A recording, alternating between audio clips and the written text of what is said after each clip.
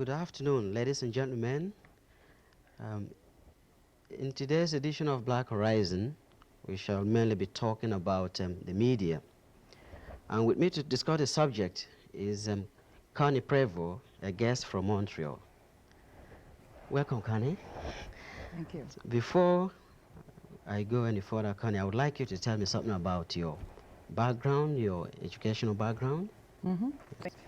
Well, I think our viewing audience would be happy to know that I'm a maritimer. I come from Spring Hill, Nova Scotia, that besieged town that's had a lot of disasters in the past, mining town. I was educated in Spring Hill, went to high, came to Halifax, became a part of the Canadian Vocational Training Secretarial, received a BA in English, was hoping to go into the educational field, got married and went to Montreal.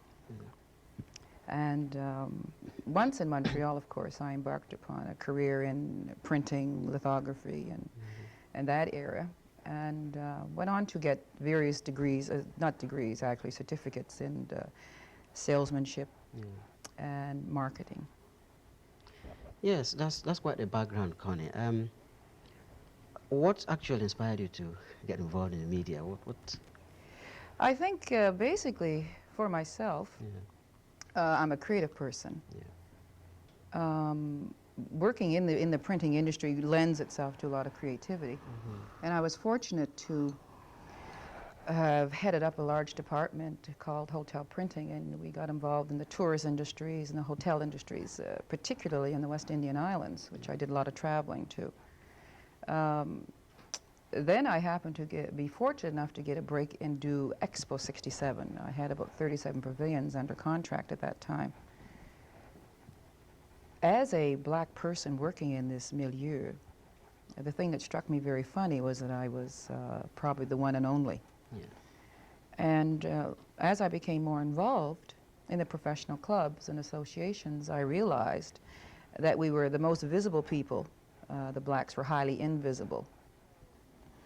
So I embarked upon motivating others to be sensitive to the fact that the images of the black man in the Canadian mosaic was rather a negative image instead of a positive one. This is basically how I got involved in it. Yes. So what, in your opinion, is the status, the present status of black media? Black media or white media? Yeah, I mean, well, do we have any organized Oh, yes. personnel? In Montreal, Yes. we just embarked upon this year a Black Communications Media Conference. We had actually Mr. Henry Bishop, I believe, from BUF, the Black United Front. And he is on one of our, he's under the board of the steering committee, which I'm involved with as well. Actually 3 weeks ago, we were up north in the Laurentian Mountains trying to do what we call a brainstorm running and setting up a constitution. The function of this body will be to monitor the white media, that is CBC, the newspapers, television programming, to sensitize them to the importance of portraying the black man in a very positive light instead of the negative light in which he's being portrayed.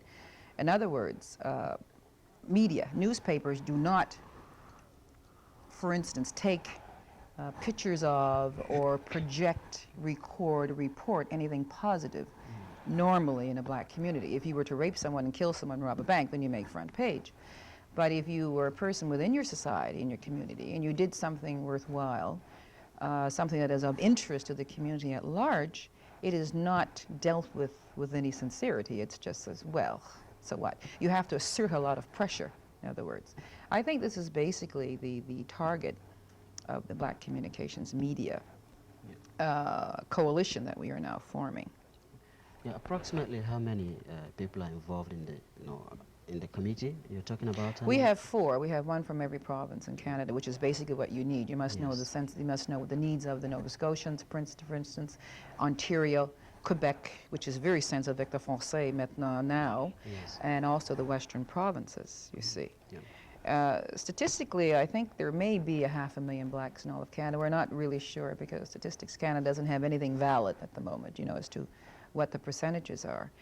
But we have a unique position in Quebec in that we have francophone blacks, Canadian origin, which most people aren't aware of, and also the Anglophones. Now, most people in Canada, and I think across the world, think that everyone who speaks French comes from the Haitian Islands or Martinique or Africa. But that's not true. We have about people of 3 and 4 and 5 generations who have been French-speaking and involved in a French milieu, which are Canadian. So the art of communication is very important to transmit this kind of information out to the population at large.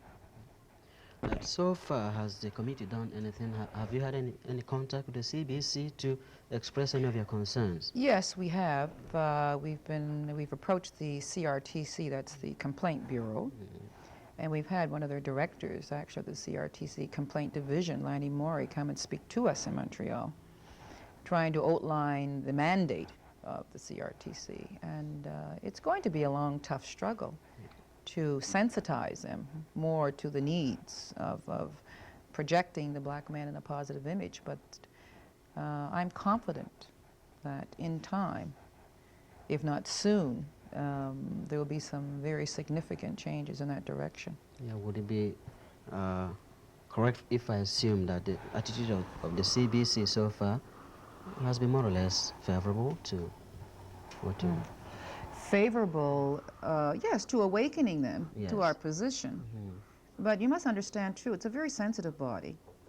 They can't please everyone. I mean, if you read their mandate. But their main objective and purpose is to report things of interest to the peoples across Canada. Yeah, they're sensitive to it, to the requests. Well, I understand that you recently held a number of workshops. And would you want to tell me something about what the workshops? Well, to deal with the communications conference, it was the first of its type in Canada. It brought together people who were involved in, quote, the communications business, which is by and large those who are involved in advertising, like myself, who get involved in print media. Yes. The people that are involved in newspaper covering. As most people are aware, you have GRASP here. Right. You have the Contrast and the Islander out of Toronto, where the largest amount of blacks are concentrated in Canada. We also have the Oracle now, Montreal, which is a bilingual black communications vehicle. I think that's the basis of that question. I know you're a much traveled person. You've traveled extensively. And in the course of your travel, you've observed certain things in the media. Maybe you would like to tell me some of these experiences. I can tell you this, that from my own personal experience, which is broad, that we basically here in this society suffer from what we call lack of identity, Yes. which has hurt me and enraged me at times. But we've been asleep in Canada. We blacks here have been asleep. We're not dealing with the issues. In order to project positive images, we have to get on and start with, as I said, watchdog committees to make sure that this is done.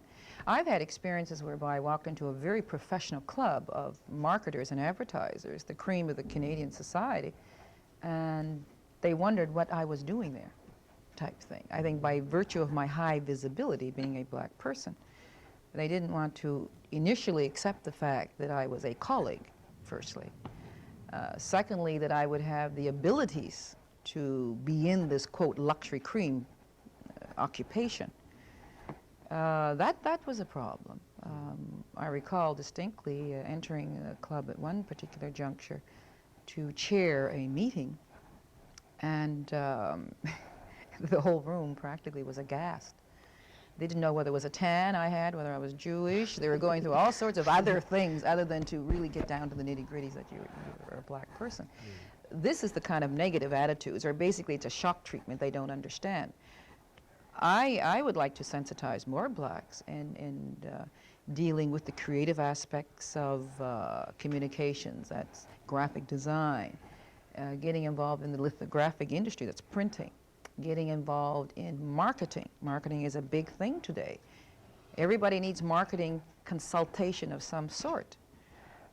It's a beautiful, beautiful experience to be able to take an idea that someone is projecting to you. If a client has a need, and they come to you, and you can take that need and develop into an idea, something constructive, and develop a package for him, sell it you feel very fulfilled.